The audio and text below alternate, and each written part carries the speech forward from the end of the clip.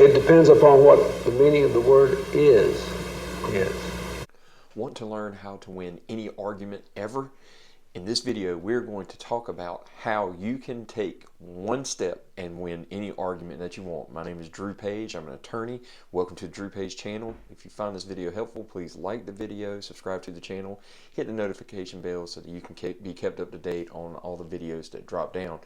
So, there is one thing that you can do to guarantee that you win any argument, and it's simply this: be in control of the definition. If you are able to define the terms, you are able to set the tone for the argument. If you're not able to define the argument and define the terms, then you're likely going to lose the argument. That's true in the legal community as well. In cases where two lawyers are going up against each other, if whichever lawyer is able to convince the court that their understanding of the meaning of a law is the correct one, then the judge is more likely to side with that particular aspect of the lawyer's argument and against the other side. And it's kind of tricky and interesting to try to see some of these changes. But one thing that is a rule in the interpretation of case law, and particularly of understanding statutes that are given by the legislature, is the first rule is that the plain meaning controls.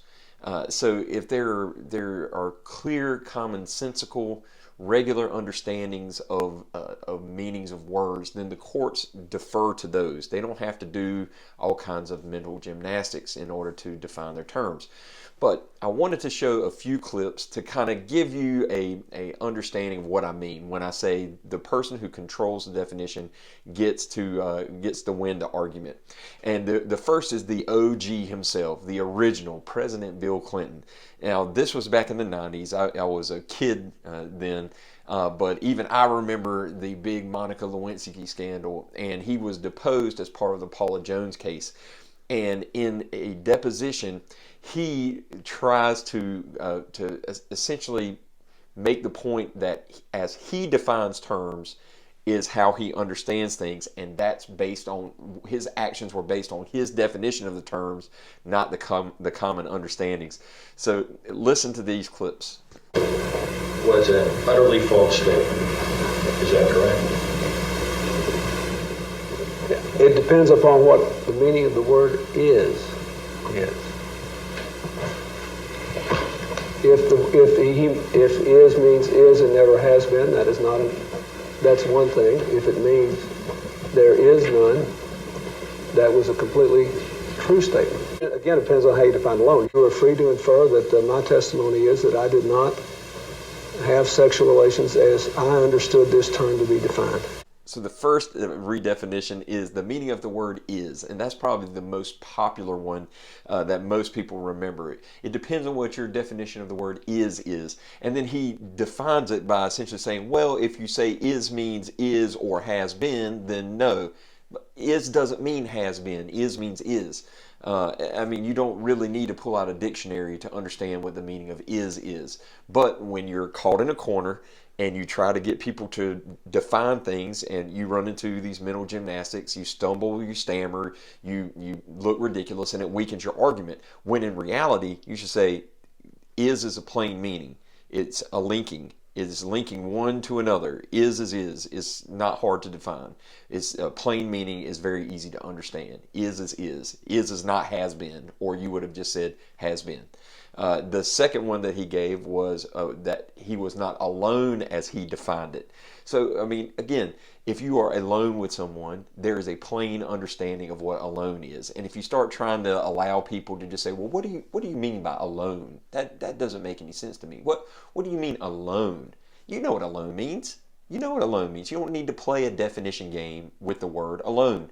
And that's what he does. And then finally he says that I did not have sexual relations with Monica Lewinsky as I understood the meaning of the term. So again, you know, that he is the OG of redefining and playing this definition gymnastics game. Well, another video surfaced by Meet Kevin, who apparently is following the Fauci Wuhan lab leak stuff. And Kevin has disclosed this video that Fox News had with this interview with Dr. Fauci, where Dr. Fauci is essentially redefining what a lab leak means. Listen to this. Mr. Fauci and the Fauci ouchie is freaking out, and I have to say, I like, a lot of me wants to maintain as much neutrality as I can for people on both sides, but I really, really despise when people rig the definitions of things. It's really kind of scary about the redefining that we're getting about the natural transmission of COVID and what it means. So I want to show you this and sort of a redefining of definitions, which the redefining, it pisses me off the most, okay? And again, I'm not trying to take sides here. I want you to show you how people do mental gymnastics to screw you. Like literally you watching this right now. A lab leak could be that someone was out in the wild, maybe looking for different types of viruses in bats, got infected, went into a lab, and was being studied in the lab, and then it came out of the lab. But if that's the definition of a lab leak, Jim, then that still is a natural occurrence. So Fauci just argued that, and he's trying to cover this with the idea, well, if somebody got it in nature and then went into the lab and then went home out of the lab, it's still a natural occurrence. Now, there's some massive mental gymnastics happening here, because he's really trying to cover with this, in my opinion, for the idea that, well, if you were doing directed evolution inside a lab and you're just infecting monkeys over and over and over again with the most virulent strain of COVID, technically, that's still a natural occurrence. So technically, even though COVID could have leaked from a lab, it still happened naturally. So we're just going to stick with the idea that COVID originated from natural transmission. Now, what really blows my mind is, why is there such hardcore defending over China's potential lab leak? Here again, we see Dr. Fauci taking a lab leak. It is coming out from a lab, and he says, well, no, it's really still a natural occurrence. Even if if it comes from a lab, it's still a natural occurrence. And so he's changing definitions, and Kevin doesn't understand why, and it's probably because he's had to testify under oath. He's had to explain that this was not a lab leak, that it appears to be a natural occurrence. And now the information's coming out that it probably did leak from a lab. Now they have to redefine things and change things so they can be covered. So that was another one. But probably the word that is the most redefined these days is the term woke. And there was a clip that came out where a Republican anti-woke advocate was interviewed by somebody. It's made the rounds all around YouTube. It's making the rounds again on Twitter. I found this on a Dr. Eric Mason's Twitter feed, where he's basically doing a side-by-side reaction, kind of like a TikTok video, but I saw it on Twitter, where this Republican advocate says that they try to say that they're not woke, and then the interviewer says, well, what do you mean by woke? What do you mean woke? I don't know what that means. Can you define it so we can make sure we're on the same page? And you just know a trap is set. So watch this clip. Consider themselves very liberal, and probably fewer of them consider themselves to be woke. And so, when we talk about traditional, what does that mean to you? Would you mind defining woke? Because it's come up a couple times, and I just want to make sure we're on the same page. So, I mean, woke is sort of the idea that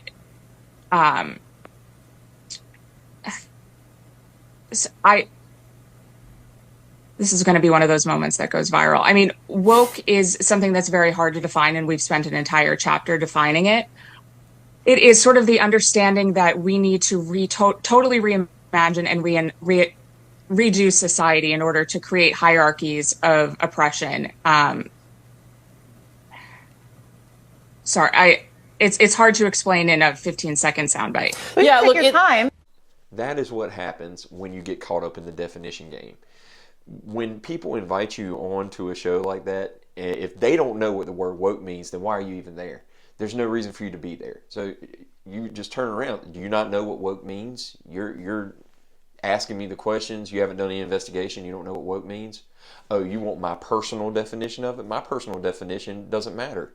What matters is, what does it mean? And if we don't know what it means, then why are we even using the term at all? The people who introduced it back in 2020 were gracious and throwing it around all over the place. But now all of a sudden they're saying, well, we don't really know what it means. Well, you were the ones who introduced it. Like, for example, Dr. Eric Mason is a pastor. He wrote a book called Woke Church. So why don't you just take their definitions that they've given and use those as your definitions? Why try to redefine something? That makes absolutely no sense, because what's going to happen is you're going to end up looking just like that person did in the interview. They're going to be stumbling around, stammering, not sure what to do, not sure what to say.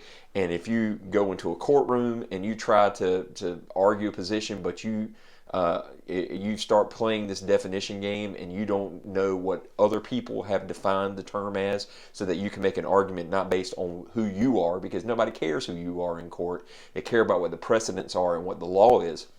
So don't get caught up in this definition game, whether you're in court or in any other argument. If somebody wants to say, well, what do you mean? What do you mean by that? And that way they can automatically then say, well, no, that's not what I mean. But then they'll never give you a definition. So be careful with that.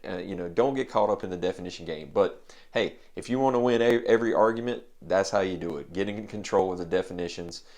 Be the one who is able to win over the defining of terms. And if you can do that, you'll win every argument. But if you can't, then you better just stay away from the argument, because you are going to end up looking like a clown, just like that person did in the video. Hey, that's just part of the game. If you don't know how to play the game, then make sure that if you've got a court hearing, you've got a lawyer who knows how to play the game, because you are going to look really foolish if you start trying to play the definition game and you don't have the precedents from other people lined up. Dr. Eric Mason defines this as blah, blah, blah. Dr. So-and-so defines this as blah, blah, blah. It doesn't matter how I define it. What matters is what do the controlling definers and definitions say, and present that. Now, if they say, no, they're not correct, well, fine. That's okay. Then we just have a difference of understanding, and we're just wasting our time. So I'm not going to get involved in an argument like that. So you're not going to ask me what I believe a term is. It doesn't matter what I believe. That's not how this works. So I hope you found this video helpful. Please subscribe to the channel, like the video, hit the notification bell, and until next time, stay tuned.